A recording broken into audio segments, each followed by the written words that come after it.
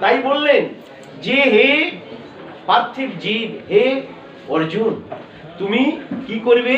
যে মনমনা ভব মদ ভক্ত মদ জাজি মং নমস্কুরু মামে বৈশ্যসি সত্তাং তে প্রতি জনে প্রিয়সি। সে আমার অত্যন্ত প্রিয়, যে আমার ভজনা করেন, আমাকে মন দেন, আমাকে ভালোবাসেন, আমার শরণাপন্ন হন, আমার আনুষ্ঠানিকতা করেন, আমার মন যেখানে নিবিষ্ট সেই মনোনীত কর্ম করে, সেই আমার প্রিয়। এরপরে বলছে প্রভু, আমি যে মনটা তোমাকে কাছে দেব, এই মনটা তো এলোমেলো হয়ে গেছে চারিদিকে। কারণ যেদিন এসেছিলাম সেদিন বলেছিলাম যত ভালোবাসা যত কিছু সব তোমার চরণে দেব, কিন্তু ভালোবাসাটা আমি হারিয়ে ফেলেছি।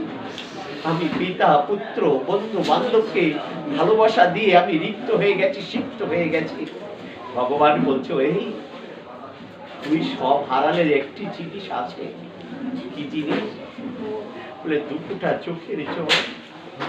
এই দুটোটা চোখের জল দিয়ে আমার তুমি ভালোবাসিস, এই দুটোটা চোখের জল দিয়ে আমার ভজনা করিস। কারণ আমি সবকিছু সহ্য করতে পারি, ভক্তের অশ্রু আমি সহ্য করতে পারি না। কারণ তখন ভক্ত কাছে আমি ছুটে চলে যাই, দার্থহীন ভাবে তাকে কৃপা করি। বলছে যাতেও তোর অসঙ্গতি, তাহলে শোন। বলছেন একেবারে সেই 65 নম্বর এই 66 নম্বর শ্লোকে বললেন, 66 নম্বর শ্লোকে বললেন, সর্বধর্ম পরিত্যাজ্য মামেকং শরণং ভজ অহং তং সর্ব পাপে প্রমোক্ষায়ামি মা। তুমি সমস্ত কিছু পরিত্যাগ করে দাও, সমস্ত কিছু বিসর্জন দিয়ে দাও, তুমি আমাকে শুধু মনটা অর্পণ করো, আমাকেই ভালোবাসো, আমার দিকে তাকাও, আমাকে দেখো, তুমি সবকিছু পরিত্যাগ করে দাও, তাহলে দেখবে তুমি অত্যন্ত অত্যন্ত আমার প্রিয় ভাজন হয়ে গেছো, অত্যন্ত আমার প্রিয় ভক্ত হয়ে গেছো।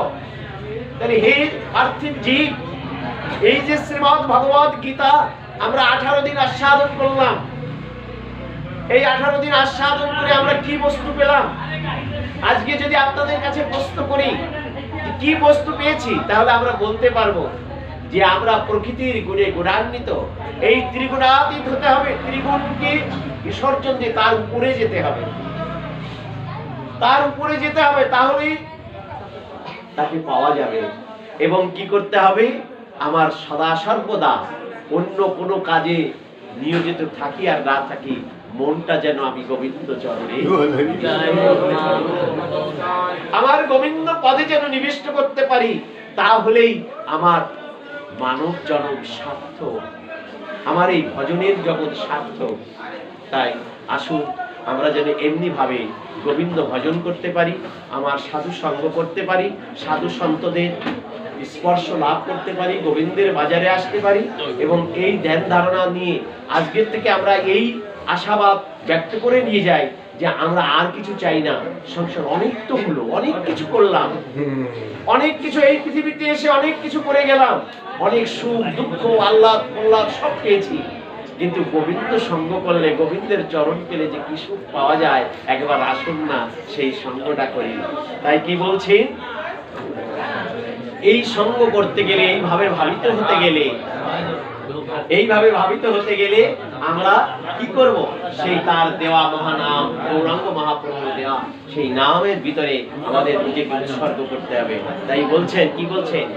এসো ভাই নাম গায়, এসো ভাই নাম গায়, সংসারে জ্বালা দূরে যাবে, কৃষ্ণ নাম করো এরে, ত্রিতাবে জ্বালা দূরে যাবে, কৃষ্ণ নাম করো সবে, এসো ভাই নাম গায়, এসো ভাই নাম।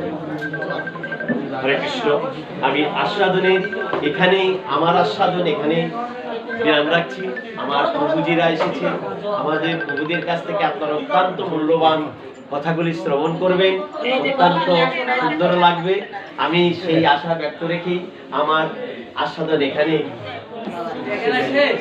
আমি দাদাজি আর এখানে ও, আমাদের সামনে আমার প্রভুজি আছে।